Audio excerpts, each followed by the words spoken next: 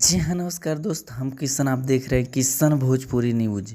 खेसारी लाल यादव जी का बहुत ही बवाल देवी गीत रिलीज हो गया है दोस्त।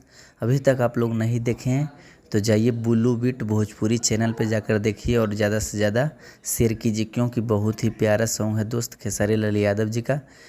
जगे लूता भोर हो जाला खेसारी लाल यादव जी का बहुत ही बवाल सॉन्ग है दोस्त। अभी तक आप लोग नहीं सुने तो जाइए बुल्लू बीट भोजपुरी चैनल पर जाकर सुनिए और ज़्यादा से ज़्यादा शेयर कीजिए।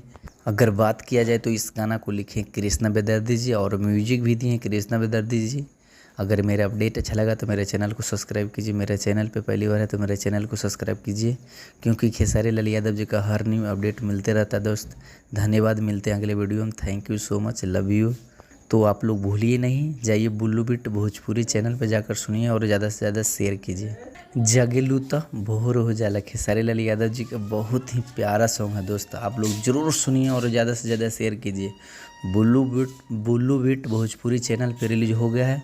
अभी तक आप लोग नहीं देखे तो जाकर देखिए और ज़्यादा से ज़्यादा शेयर कीजिए।